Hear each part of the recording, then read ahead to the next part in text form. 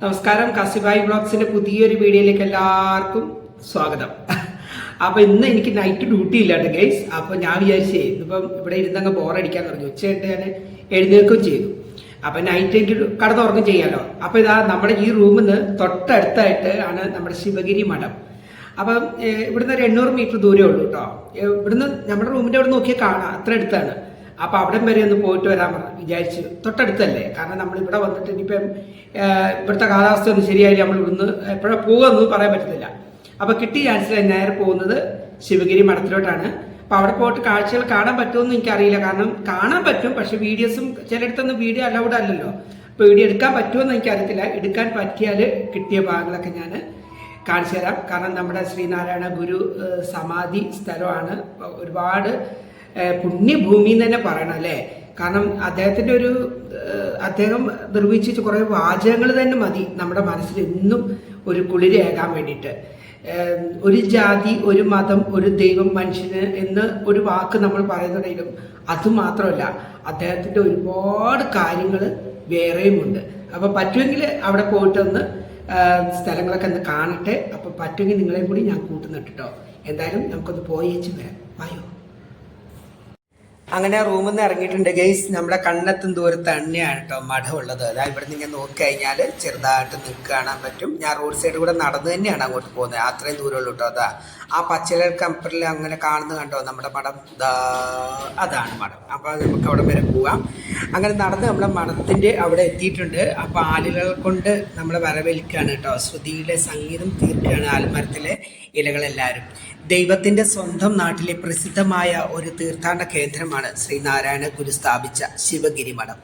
അദ്ദേഹം അന്ത്യവിശ്രമം കൊള്ളുന്ന മഹാസമാധിയിൽ ആദരാഞ്ജലി അർപ്പിക്കാൻ ആയിരക്കണക്കിന് ആൾക്കാർ വർഷങ്ങൾ തോറും വരുന്നത്. ഗുരുവിൻ്റെ എളിയ വസതിയും അദ്ദേഹം ഉപയോഗിച്ചിരുന്ന ഒരുപാട് വസ്തുക്കളും നമുക്ക് ഇവിടെ കാണാൻ കഴിയും. വർക്കലയിലെ പ്രകൃതി സൗന്ദര്യവും ശാന്തമായ അന്തരീക്ഷമാണ് ഗുരുവിനെ ഏറെ ആകർഷിച്ചിട്ടുണ്ടായിരുന്നു. 1904 ശിവഗിരി കുന്നിൽ ഒരു സന്യാസി മഠം സ്ഥാപിച്ചു. പിന്നീട് തിരുവിതാംകൂർ സംസ്ഥാന സർക്കാർ അദ്ദേഹത്തിന് ശിവഗിരി കുന്ന് മല തന്നെ അനുവദിച്ചു കൊടുക്കുകയായിരുന്നു കേട്ടോ. ശ്രീനാരായണ പ്രസ്ഥാനത്തിന് നാട്യകേന്ദ്രമായി പിന്നീട് നമ്മുടെ ഈ ശിവഗിരി ഗ്രാമം അറിയപ്പെടുകയായിരുന്നു. 200 ഏക്കറിലായി വ്യാപിച്ചു കിടക്കുന്ന പ്രദേശമാണ് ഈ ഒരു മഠം. ശിവഗിരി മഠത്തിൽ വെച്ചാണ് അദ്ദേഹം 1928 മരണമടയുന്നത്. അങ്ങനെ മഠത്തിനവിടെ എത്തിയിട്ട് ഞാൻ മഠത്തിന് ചുറ്റുമൊക്കെ ഒന്ന് പോയി കണ്ടു.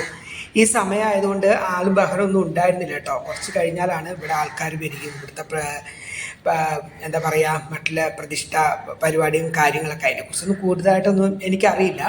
എന്നെ ഏറെ ആകർഷിച്ചത് അവിടുത്തെ പ്രകൃതിയായിരുന്നു. പ്രകൃതിയുടെ ഭയങ്കര ശാന്തമായ ഒരു അന്തരീക്ഷം. ഒരു കുന്നിൻ്റെ മുകളിൽ ഒരുപാട് ചെടികളും ഒക്കെ ഇടയിലാണ് ഇങ്ങനൊരു മഠം കാണാൻ കഴിഞ്ഞത്. ഞാൻ പോകുന്ന ഏറ്റവും താഴെ തന്നെ ചെരുപ്പ് അഴിച്ചു വെച്ചിട്ടാണ് കയറിയത്.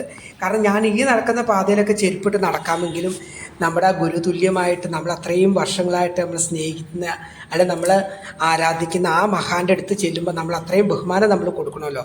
അതുകൊണ്ട് താഴെ തന്നെ നമ്മൾ സ്റ്റെപ്പ് കയറുന്ന താഴെ തന്നെയാണ് ചെരുപ്പ് താഴെ ഊരി വെച്ചിട്ട് തന്നെയാണ് കയറി വന്നത് കേട്ടോ.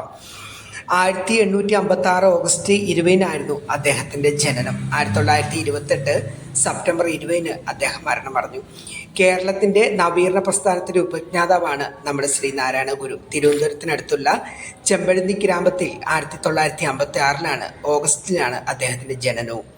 1888 അരുവിപ്പുറം സന്ദർശിച്ച അദ്ദേഹം നെയ്യാർ നദിയുടെ തീരത്ത് ഒരു ഗുഹയിൽ ധ്യാനനിരതനായി സമയം കുറേ കാലം ചെലവഴിച്ചു. ശിവഗിരിയിൽ വെച്ചാണ് ശ്രീനാരായണ ഗുരു 1928 സെപ്റ്റംബറിൽ സമാധി അടയുന്നത്.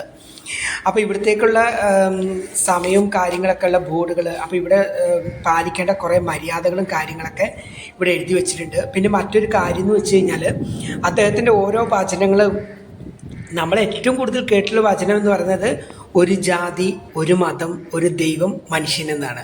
അതുമാത്രമല്ല, അത് കൂടുതൽ ഒരുപാട് വചനങ്ങൾ അദ്ദേഹത്തിനുണ്ട്. അത്തരം വചനങ്ങളെല്ലാം ഇവിടെ പല സ്ഥലങ്ങളിലായിട്ട് ഇവിടുത്തെ പ്രകൃതിയോട് ഇണങ്ങി നിൽക്കുന്ന സ്ഥലത്ത് തന്നെ സ്ഥാപിച്ചു വെച്ചിട്ടുണ്ട്. അതൊക്കെ വായിച്ച് പോകുമ്പോൾ ഒരു മനസ്സിന് കിട്ടുന്ന വേറൊരു അനുഭൂതി ഉണ്ടല്ലോ, അത് തന്നെ കേട്ടോ. ഇത്ര ശാന്തമായ സ്ഥലം എന്ന് പറഞ്ഞാൽ ഇത്രയും ശാന്തമായ സ്ഥലമാണ് മഠം. ഒരിക്കലെങ്കിലും നിങ്ങൾക്ക് പറ്റുമെങ്കിൽ കാണണം കേട്ടോ. ഞാൻ ഇതിൻ്റെ എല്ലാ ഭാഗങ്ങളും കവർ ചെയ്ത് കണ്ടു എന്ന് പറയാൻ പറ്റുന്നില്ല. കുറച്ച് ഭാഗങ്ങൾ മാത്രമേ ഞാൻ കണ്ടെത്തിയിട്ടുള്ളൂ, കാണാൻ കഴിഞ്ഞിട്ടുള്ളൂ. പിന്നീട് ഒരു ദിവസം സമയം കിട്ടുന്നതനുസരിച്ച് ഇവിടുത്തെ ബാക്കി ഭാഗങ്ങളും കൂടി ഞാൻ വീഡിയോയിൽ ഉൾപ്പെടുത്തുന്നതായിരിക്കും.